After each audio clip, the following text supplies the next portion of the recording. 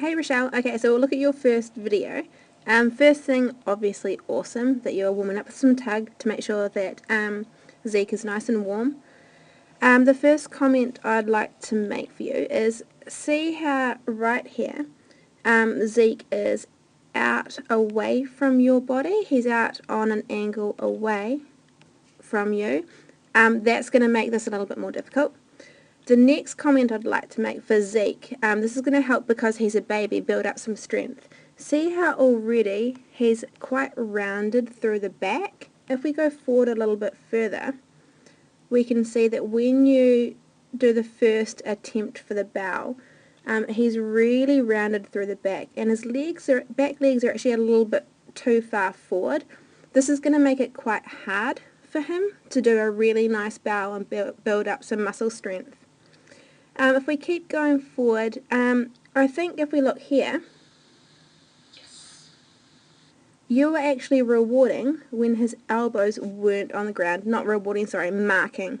I would be, because he's such a smarty, I'd be really, really specific with only marking with your yes marker when his elbows hit the ground. So I think one's coming up. Let's have a look. Yes, good boy. So there, where you see good boy, his elbows actually hit the ground a lot better. If we move a little bit forward to your next one, oh, by the way, that release was excellent with It's Your Choice there. I was very impressed. If we move forward to your next repetition of the bow, the angle's a little bit better for us to see. So, before you even start, he's already starting to round through the back, and he's quite far forward with those rear legs. I think if you spend a little bit more time before you start the bow, making sure that he's standing a little bit better. So we're looking for a bit more of a stack stand, so a little straighter through the back, and his back legs out a little bit straighter.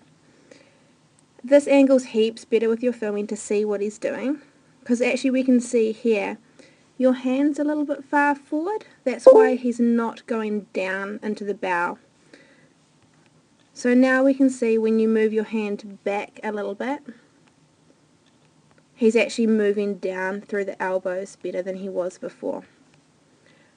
I still think if you changed the placement of your treats back to around here, he's going to slide into that bow and his elbows are going to hit the ground heaps faster.